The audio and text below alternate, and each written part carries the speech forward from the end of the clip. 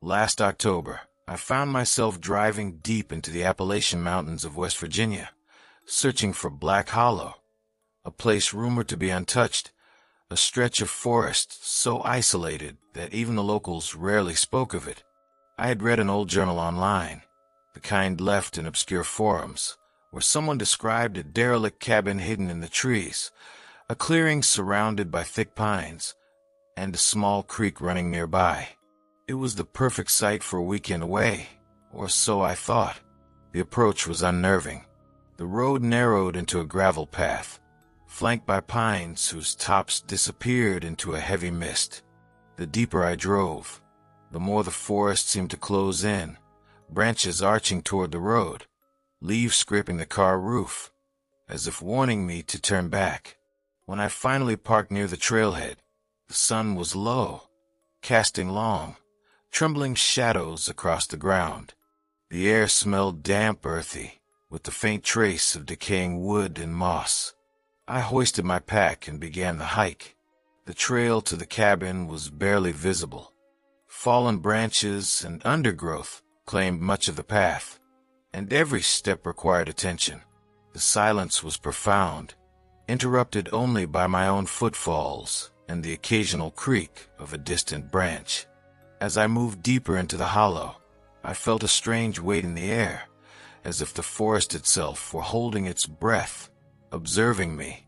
Despite my experience in the wilderness, I couldn't shake the feeling that I had crossed into a different world, one governed by rules I could not understand. By dusk, I reached the cabin. It was small, made of dark, weathered wood, half swallowed by vines and moss. Windows stared blankly like lifeless eyes, and the roof sagged in the center, threatening collapse. Yet, against all logic, it seemed intact enough to shelter me. I set up my camp outside, lighting a small fire, and explored the interior briefly. Dust covered everything. Animal nests occupied the corners, and a faint, stale odor lingered in the air. The walls were bare, save for a crude carving on the mantel, a circle with jagged lines radiating outward. Something about it felt deliberate, ancient, and utterly wrong. Night descended quickly, and with it came the oppressive quiet. My fire sputtered and crackled, the flames casting long, twitching shadows that reached out like grasping fingers. I felt watched. At first, I convinced myself it was imagination, tiredness, isolation, but the feeling was so visceral it pressed against my chest. Every snap of a twig, every rustle of leaves, seemed magnified, deliberate, purposeful. I lay in my sleeping bag, staring at the darkened trees beyond the firelight, waiting for sleep, waiting for some relief. Around midnight, I awoke to movement. A shadow crossed the clearing, too smooth to be an animal, too deliberate to be random. I froze, my heart hammering. The fire flared slightly, illuminating the edge of the forest. Someone stood there, just beyond the tree. I could not discern details, but the presence was undeniable, patient, waiting. I did not move, not wanting to draw attention, but the air itself seemed alive, pressing inward, carrying whispers I could not understand, hints of words that teased comprehension at the edge of thought. Sleep became impossible. The night stretched endlessly, each hour marked by the subtle shifting of shadows, the soft, rhythmic sighs of the forest, and the feeling that the cabin itself was watching, breathing, alive. The carvings on the mantel, once innocuous, now seemed like instructions, warnings written in a language older than memory. The creek nearby gurgled softly, but its sound seemed layered with intention, like a whisper carried on water. I understood then, with icy clarity, Black Hollow was not merely a location. It was a trap, a living place, ancient and patient, that absorbed those who lingered too long. By dawn, I attempted to leave. Every path I took seemed unfamiliar, twisted subtly. Trees shifted positions between glances. Undergrowth rearranged itself, and I realized with growing terror that The hollow had expanded, reshaped itself, and perhaps had always existed outside the rules of the outside world. The shadow I had glimpsed at night was gone, but the sensation of being followed, of being catalogued, remained.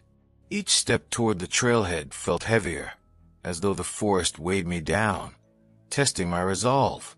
Hours later, when I finally stumbled onto the road, sunlight filtering through the treetops, I dared to look back. The cabin sat at the edge of the clearing, unchanged, but the hollow beyond seemed infinite, a tangle of trees stretching impossibly into the distance. I never returned. Even now, years later, I feel the faint echo of the hollow's presence whenever I hike in dense forests, the knowledge that somewhere, in a forgotten Appalachian corner, a living place waits, silent, patient, eternal, for the next person who thinks solitude can be found in the wilderness. The lesson is simple. Some forests are not merely land and trees. Some forests remember. Some forests hunger. And some cabins, hidden deep within, are the heart of that hunger, patient, ancient, and waiting.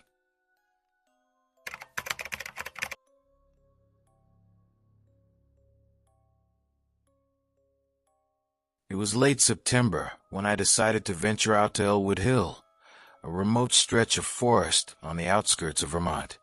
The guidebooks mentioned little more than a small hill, a forgotten ranger cabin, and a pond tucked into the western slope. It was perfect for solitude, perfect for forgetting the rest of the world.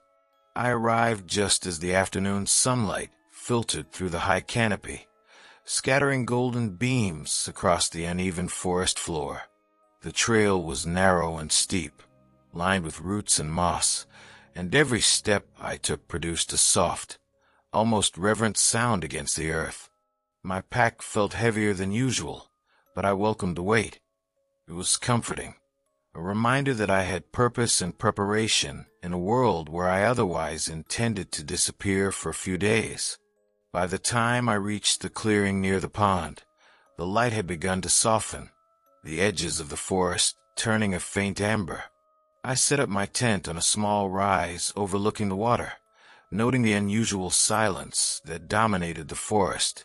There were no birds, no rustle of squirrels, no insects buzzing, only the soft lap of water against the pond's edge.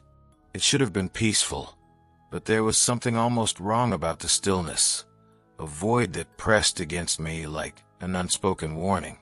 I spent the first evening arranging my camp, gathering firewood, and preparing a small meal. The sun dipped below the horizon, leaving the sky a wash of deep blues and purples, and I lit my fire with the care that comes from familiarity and habit. Shadows stretched into impossible angles, creeping up the hill and around the pond, shaping the trees into forms that seemed almost human. I told myself repeatedly that it was my imagination, yet the instinctive tension in my chest refused to dissipate. Sleep came slowly, fragmented by an acute awareness of my surroundings. Around midnight, I awoke to a flicker of light across the hill. At first, I assumed it was a reflection from the moon or a firefly caught in the corner of my vision. But the light was too steady, too deliberate, like a lantern or a small fire, moving along the slope in no particular hurry, but with a precision that suggested consciousness. I unzipped my tent just enough to peek out, heart pounding, eyes straining to pierce the dark. The light hovered near the tree line, moving in a pattern that seemed neither aimless nor hurried. I rationalized that it must be another camper, someone perhaps using the old ranger trail, but the sense of wrongness persisted. There were no other cars at the trailhead, and the nearest town was miles away. Still, I watched the light, unable to tear my gaze from it, as if the forest itself had forced me into a role I had not agreed to. It paused at the edge of a copse of trees, casting elongated shadows that resembled figures standing in wait. Then, almost imperceptibly, it disappeared, swallowed by the dark like it had never existed. Morning brought no relief. The sun filtered weakly through a mist that had gathered over the pond, and the forest seemed denser than I remembered. The trail back had shifted, or at least it appeared so. Familiar landmarks seemed slightly displaced, almost as if the woods had subtly reshaped themselves overnight. My instincts screamed caution, but curiosity held me back from leaving immediately. I needed to understand what I had seen, even if understanding came at a cost. Throughout the day, I hiked carefully around the pond, scanning the tree line, searching for any signs of the light or whoever, or whatever, might have carried it. I found footprints, faint and shallow, that did not match the usual patterns of hikers or animals. They were too small, too deliberate, and spaced unevenly as though the walker had paused repeatedly to observe me.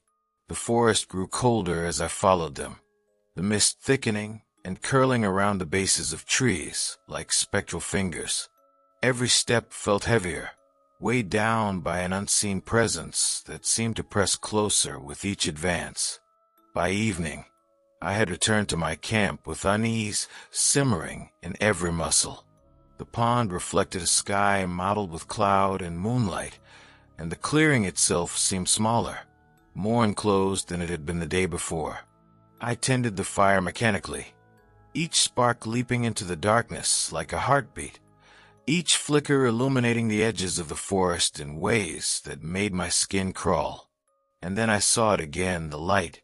This time, it moved differently, not along the tree line but across the hill toward the pond, slow, purposeful, almost languid in its approach. My pulse accelerated. I tried to rationalize, tried to remind myself that the forest had no consciousness, that no one could possibly be here without leaving more traces than these ethereal lights. But deep down, the recognition came unbidden. This was not normal. Whatever moved across Elwood Hill, whatever carried that faint, glowing lantern, it was neither human nor animal. I did not sleep that night. Instead, I watched the light hover at the far edge of the pond, pulsing faintly, as if it were breathing. I stayed by the fire, though it offered little warmth, and I could feel the forest pressing inward, the shadows growing longer, denser, almost tactile in their movement. My own reflection in the water seemed distorted, darker, as though the light under Elwood Hill had already touched it. By the time dawn approached, the light had vanished once more, leaving me shaken, unsure whether to flee or wait for further signs. The following day, I hiked down to the ranger cabin mentioned in the guidebook, hoping for some clue, historical note, anything that might explain the phenomena. The cabin was abandoned, decaying under the weight of years, yet its walls were curiously intact. Inside, I found traces of someone or something having passed through recently, faint footprints in the dust, smudges on the wooden floor, and a small, carved lantern left on the windowsill, blackened at the edges as though burned by flame. I knew immediately it was the same kind of light I had seen, and the realization filled me with the horror I cannot describe. Elwood Hill, I realized, was not a place for solitude. It was a place where the forest itself held a presence, waiting for intruders to notice its lantern, to follow its ghostly glow, to leave pieces of themselves behind for the next visitor. By the time I left that afternoon, the sense of being watched had not lifted, nor had the weight in my chest. I never returned, but even now, years later, I cannot walk past misty ponds or hills without imagining that faint, steady light moving just beyond the tree line, patient, deliberate, eternal. The moment I stepped back onto the trail from the cabin, a cold wind swept through the clearing, carrying a sharp, almost metallic scent that made my stomach tighten. It was subtle at first, barely perceptible, yet unmistakably wrong. The forest no longer felt like a collection of trees and rocks. It felt alive, aware, waiting. I carried my pack more tightly, my hands trembling slightly, and forced myself to focus on the path, on each step, hoping that leaving the cabin would dissolve the weight pressing on my chest. But the light returned almost immediately. It appeared across the hill before me, faint but undeniably glowing, as though it had been waiting for me to leave the cabin, for me to acknowledge it again. I froze, my mind racing through every possible rational explanation. Someone hiking with a lantern, perhaps a reflection, but none made sense. The trail was isolated, and the nearest road was miles away. Even as I tried to walk past it, the glow followed, advancing in rhythm with my own steps, maintaining a subtle, unsettling distance that suggested intention. By mid-afternoon, the sky had darkened with heavy clouds, casting the forest in a gray-green gloom. Mist began to coil around tree trunks and undergrowth, thickening with each hour, obscuring visibility, and making the familiar trail feel alien. I realized then that I had no clear sense of direction. Every landmark seemed displaced, every turn uncertain. The forest had subtly rearranged itself in my absence, or perhaps it had always been this way, and I had simply failed to notice its shifting nature. The lantern light pulsed now with a soft, almost imperceptible rhythm, as if breathing in tandem with the forest itself. It floated closer, moving deliberately through the fog, never faltering. And then I noticed something else, shapes submerging from mist around it. Shadows, humanoid but distorted, elongated and impossibly thin, flitted between the trees, their movements smooth and unnatural. They did not approach directly, but their gaze, if I could call it that, seemed to penetrate the fog and settle on me, an oppressive awareness that made my skin crawl. I forced myself to move faster, my legs trembling, sweat prickling my back despite the cold. The light under Elwood Hill was patient. It did not chase, it did not retreat. It simply existed, a constant presence that dictated the rhythm of my escape. Every time I glanced back, the shadows appeared closer, sometimes reflected in the mist, sometimes barely perceptible at the edge of my vision. My own reflection in puddles along the trail looked warped, darker, hollowed out, as if the light and the shadows were already beginning to consume a piece of me. Hours passed, or perhaps minutes. Time had begun to lose meaning in the thick fog and the oppressive silence of the hill. Eventually, I stumbled into a narrow ravine, and my pace slowed to a crawl. The trail ended abruptly in a tangle of roots and fallen branches, and I realized with mounting panic that the forest had trapped me. The light hovered above the far edge of the ravine, steady and unyielding, casting long shadows that seemed to pull at the edges of my mind. And then I understood. This was not a place for casual intrusion. Elwood Hill was a threshold, a liminal space where the living and something else coexisted, a space that would not release those who dared to linger. Night fell fully, and with it came a silence deeper than anything I had ever experienced. The fire from my earlier camp no longer offered warmth, no longer offered comfort.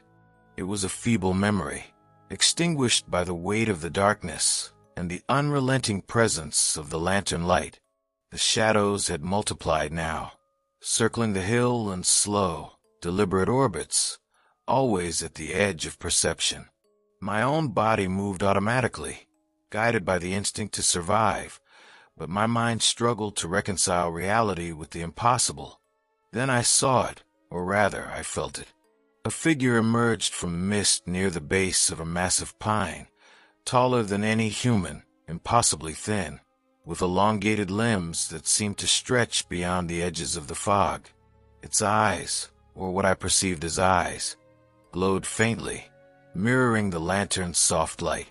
It did not move, did not speak, yet I knew it was aware of me, calculating, patient, assessing whether I was to be allowed to leave. My breath caught in my throat. I realized that fleeing would achieve nothing. The forest and the light and the shadows had become one entity, and I was merely a piece within it, subject to its rhythm. I stumbled backward, tripping over roots, and fell to the forest floor.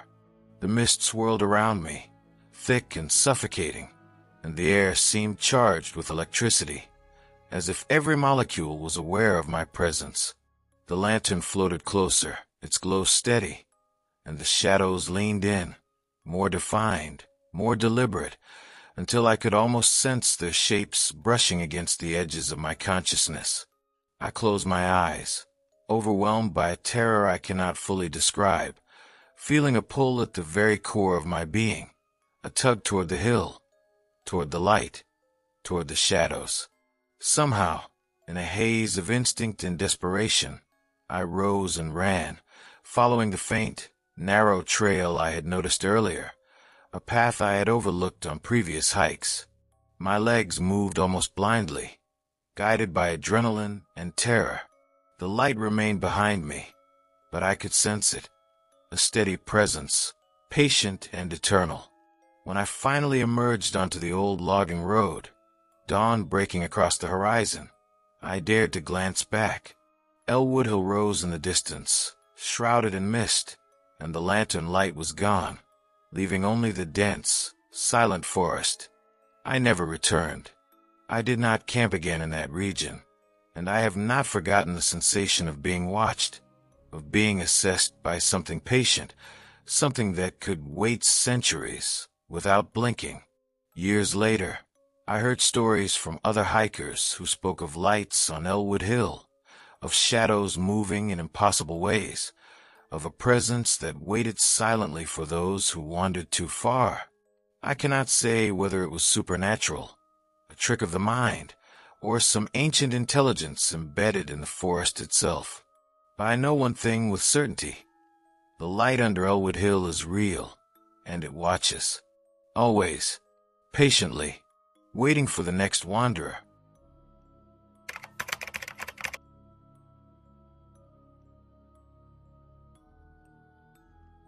I had always believed that the wilderness was a sanctuary, a place where the mind could unclutter itself, and the heart could find a quiet rhythm between the trees. That belief had brought me to the Whispering Pines, a remote section of the Cascade Mountains in Washington. I had read about it in a small, outdated trail guide, tucked between pages that smelled faintly of damp paper and pine resin. According to the description, it was a 100-acre expanse of towering pine trees, crisscrossed with trails that seldom saw more than a few hikers a season. It was the perfect place to escape, to breathe, to reconnect with the solitude I craved. I arrived in late August, just as the afternoon sun was beginning its slow descent behind the mountain peaks. The air was crisp and smelled of earth and resin, carrying the faint, distant scent of wildflowers that had clung stubbornly to the undergrowth. The forest was dense, almost cathedral-like in its structure. The pines rose high above me, their branches interwoven to form a shadowed roof that filtered the sunlight into narrow golden beams. I followed a barely there trail, my boots sinking slightly into the soft forest floor, lined with pine needles that had carpeted the ground for seasons. Every step made a soft crunch, the only sound in a profound silence. By evening, I reached a clearing near a small stream that trickled quietly over rocks and roots, the only movement in the still forest. I set up my tent on a rise above the water, careful to avoid the low branches and hidden roots that threatened to puncture my sleeping bag. I gathered firewood, each log and stick damp, yet dry enough to catch flame with careful coaxing. As the fire finally roared to life, the warmth and light seemed to fight back the shadowed forest, pushing the darkness into the corners, but never fully defeating it. The first night passed with an uneasy calm. The forest was alive with faint rustlings, the distant movements of animals, perhaps, but nothing directly alarming. Still, there was an edge to the silence, a subtle undertone of tension that pricked at the back of my mind.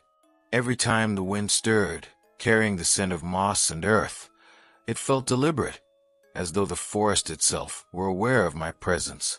Sleep came fitfully, interrupted by fleeting glimpses of shadow moving just beyond the glow of my fire, or the subtle feeling of being watched. When I awoke at dawn, the forest seemed different. The light slanting through the pines was muted, filtered through a low mist that clung to the ground and coiled around tree trunks like ethereal fingers. The stream glinted in pale light, but the sound was fainter than it had been the night before, as if the forest had been holding its breath. I packed my things slowly, careful not to disturb the delicate balance of the clearing, and began exploring the nearby trails. As I hiked, the mist thickened. The familiar trail markers I had seen on the map were either missing or obscured, and I realized I had lost all sense of orientation. Every turn seemed to loop back. Every rise of the trail brought me back to the same trees, the same boulders, as though the forest itself were reshaping its paths to keep me inside. The deeper I went, the more I felt the subtle pressure of unseen eyes following me, brushing against the edges of perception in a way that suggested consciousness rather than random wildlife movement. By late afternoon, I discovered a small grove of ancient pines that towered impossibly high, their bark twisted and blackened with age. The mist swirled thickest here, and the forest seemed to exhale a low, almost human sigh, a sound that carried through the trees in a whispering cadence. It was then that I noticed them, tiny figures moving between the trees. At first, I assumed they were squirrels or birds, but they were too still, too deliberate, slipping through the mist in a way that seemed intentional. Every glance toward them made them disappear, yet the sense of being observed intensified. I returned to my camp with the sun dipping low, casting long shadows across the clearing. The fire I had built earlier burned low, and as night fell, the forest became a suffocating dark. That was when the whispering began. It was subtle at first, a faint susurration that seemed to come from the trees themselves, a chorus of breaths and words just beyond comprehension. I told myself it was the wind, the rustle of leaves, the natural resonance of the pines. But as the night deepened, the whispers grew louder, more distinct, shaping themselves into syllables that pressed into my mind, impossible to ignore. I tried to sleep, clutching my sleeping bag tightly, but the whispers followed me into the tent, moving through the thin fabric as though it were nothing more than air. Shapes began to manifest in the firelight, elongated shadows of figures standing between the pines, stretching unnaturally toward the ground, their heads tilting in impossible angles as if watching me with predatory patience. The mist that had been so delicate in the afternoon now crept along the ground, moving with a will of its own, swirling around my legs and creeping closer to the tent. Hours passed, or maybe minutes. Time had lost its meaning in the heavy darkness. My fire sputtered, almost dying, and the forest seemed to lean closer, pressing in from all sides. The whispering became insistent, shaping itself into fragmented phrases I could almost comprehend. Warnings, names, fragments of sentences that spoke of presence, of being chosen, of being observed. My breath caught in my throat. My pulse raced. Yet I could not move. It was as if the forest had a gravity beyond the physical, an awareness that held me frozen in the center of its clearing.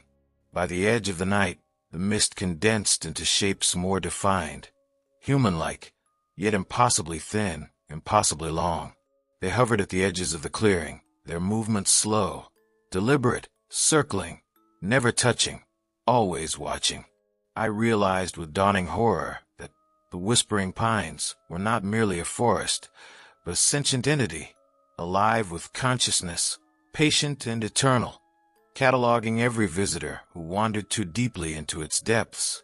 When dawn finally arrived, it brought no relief. The mist dissipated slightly, the shadows of the figures retreating into the forest's folds, but the sense of being watched remained. I abandoned my camp immediately, stumbling down the trails, barely recognizing the path I had taken. When I finally reached the main trail and the sound of distant traffic, the oppressive weight lifted slightly, though not entirely. Even days later, I felt the lingering presence of the whispering pines, a quiet hum at the edge of my perception, as though part of me had been left behind among those towering trees. I never returned, and I warn anyone who asks, do not wander alone into that forest. The pines remember. They wait. And sometimes, when the mist rolls in and the wind is just right, they whisper your name, patient, eternal, and unyielding.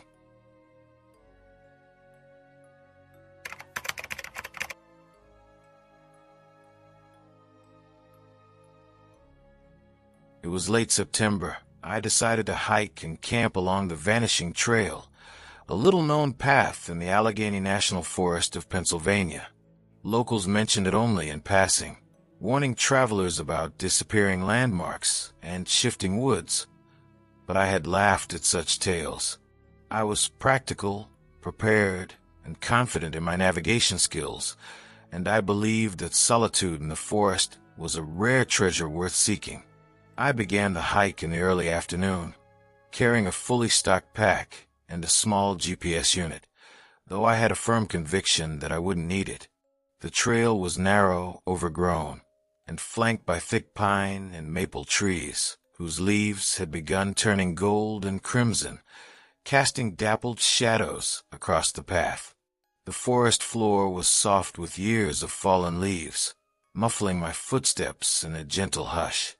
At first, the hike felt serene, almost meditative, the kind of quiet that makes one feel as though the rest of the world has been left far behind. By evening, I had reached a small clearing atop a ridge, where I could see the river winding below through the dense forest.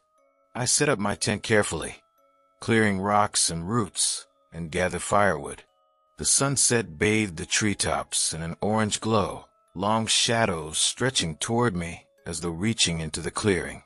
There was an almost imperceptible chill in the air, unusual for late September, and a silence that felt deliberate, almost expectant. The first night passed quietly, but unease had already begun to take root. In the middle of the night, I woke to a faint rustling just outside the tent. The sounds were irregular, like something moving through dry leaves, yet deliberate, as though it were circling me, not simply passing by. My heart rate spiked, though I told myself it was likely a deer or a raccoon. The sound ceased, then resumed intermittently, never approaching directly, but never fully leaving either. Sleep was impossible. Morning brought no relief. The trail back appeared subtly changed. Landmarks I had noted the day before were absent or obscured. A boulder that had stood at the edge of the path was gone, replaced by an identical tree I had not noticed. My sense of direction faltered, and I felt a growing tension, as if the forest itself had shifted while I slept. I pressed on cautiously, trying to navigate by instinct, but the woods seemed to ripple around me, bending paths, rearranging themselves in ways I could not comprehend. By mid-afternoon, I noticed subtle signs of a presence. Footprints, too small to be human, too deliberate to be animal, appeared intermittently, leading parallel to my path, always just out of reach. Occasionally, I glimpsed movement in my peripheral vision, a shadow among the trees, a glint of light reflecting off something unseen. The forest seemed alive in a way that made the air heavy, as though every breath I took was being observed, measured, recorded. My confidence faltered. Instinct replaced reason. By evening, I realized I was utterly lost. The trail that had seemed clear earlier in the day now twisted impossibly, branching in directions that led me back to the same ridge clearing, over and over. It was as though the forest had absorbed the path entirely, leaving me trapped in a labyrinth of pines and shadows. My fire that night burned low, my food untouched, as I stared at the surrounding darkness. Shapes moved just beyond the glow, elongated silhouettes that bent unnaturally, twisting and stretching like reflections in warped glass. The second night was unbearable. The rustling became whispers, indistinct voices that threaded through the trees, speaking words I could not understand, but whose meaning was unmistakably a warning. I remained inside my tent, terrified to emerge, but the whispering seemed to seep through the thin fabric. The shadows outside did not move quickly, but rather in deliberate, patient arcs, circling, observing, cataloging. I tried to shut my mind against it, to ignore it, but every instinct screamed that the forest was no longer merely a place. It was a conscious presence, aware of me, shaping itself around my fear. By dawn, I attempted to leave. Every path I chose looped back to the ridge clearing, the same trees, the same boulder, or where the boulder should have been. Panic began to overtake me. I realized with horror that this forest was not just unfamiliar, but impossible. The vanishing trail was aptly named. It disappeared and reappeared at will, bending reality subtly around a presence that lingered just out of sight. Hours, or perhaps the entirety of a day, passed as I wandered, trapped in the forest's impossible geometry. At one point, I stumbled into a grove of trees whose bark was twisted into grotesque patterns, resembling faces frozen in silent screams. The mist thickened, curling around my legs, moving like serpents. In the distance, I saw lights, small, faint, glowing as if lanterns, but no path led toward them. They moved slowly, deliberately, fading whenever I approached, only to reappear elsewhere, always guiding me deeper into the impossible woods. By nightfall, I realized the truth. The forest was alive, patient, eternal, and it would not let me leave. The whispers grew louder, almost articulate now, repeating my name, calling me toward the ridge, toward the twisting trees, toward the impossible lights. Exhaustion overtook my body, but fear kept me moving. Eventually, I collapsed against a tree, listening to the soft, deliberate patter of movement circling me in the darkness. I understood then that the vanishing trail did not merely trap hikers physically. It ensnared their minds, slowly bending perception, eroding certainty, leaving only the raw terror of isolation. I awoke hours later, or perhaps it was morning, perhaps days had passed, on the forest floor. My pack torn open, fire cold and smoldering. The trail had returned, clear and ordinary, as if the previous horrors had never existed. But I knew better. The forest was patient. I left immediately, running until I reached the nearest road, where civilization felt impossibly distant, yet achingly comforting. I never returned, and I warn anyone who ventures into the Allegheny. The vanishing trail is not just a path through the forest. It is a living, aware entity, patient and eternal, waiting for those who stray too far into the pines. Some trails are meant to remain untrodden. Some forests remember everything.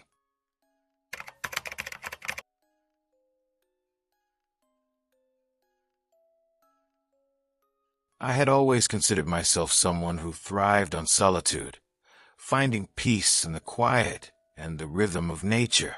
That October weekend, I decided to camp alone at Pine Ridge Lake, a secluded spot I had discovered in a worn, forgotten hiking guidebook, tucked away in the corner of a local library. It was the kind of place where the map barely marked the trails, and the forest felt alive in a way that suggested it had been untouched for decades.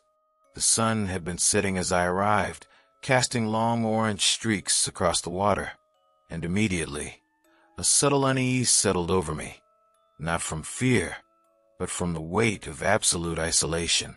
Setting up my tent was a slow ritual, each peg driven into the damp, earthy soil, each cord taut and careful. The air was crisp, carrying the smell of pine resin and decaying leaves, and a soft fog began rolling across the lake, swirling into ghostly shapes that disappeared as quickly as they formed. I unpacked my backpack and prepared a small fire pit, using the dry wood that had survived the early autumn rains. As I struck the first flint, sparks flickered against the growing darkness, illuminating the edges of the forest like a warning I couldn't yet understand. By nightfall, the lake had become a black mirror, reflecting only the slivers of moonlight that slipped through the thick canopy above. I sat by my fire, staring at my reflection in the water, feeling both detached from and acutely aware of the life around me. Every rustle of leaves, every distant snap of a twig, seemed amplified in the stillness, each sound insisting on being noticed.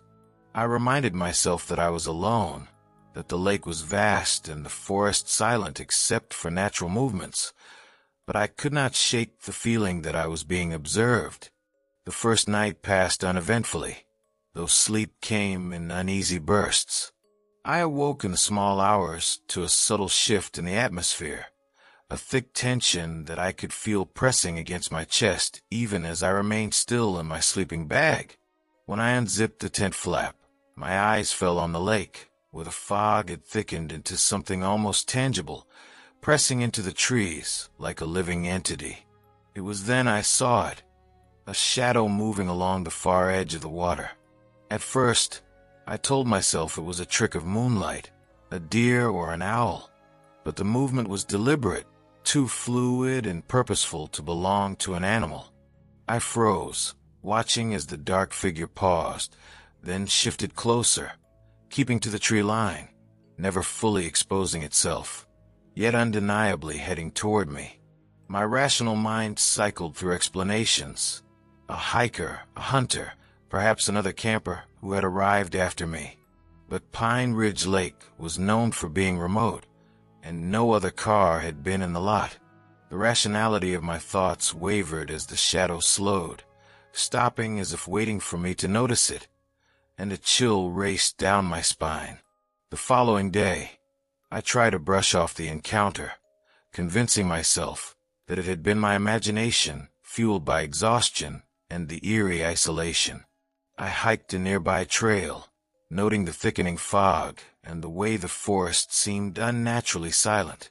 Birds did not call, the wind did not stir, and even the small animals that normally darted in the underbrush were absent.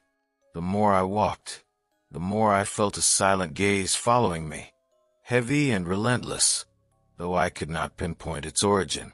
By late afternoon, my nerves were taut, but I told myself that courage was a matter of persistence, not absence of fear. That night, the tension escalated. The shadow had returned, this time closer, as if it had crossed the lake under cover of darkness. I caught glimpses of a figure at the edge of the fog, tall and impossibly still, watching me.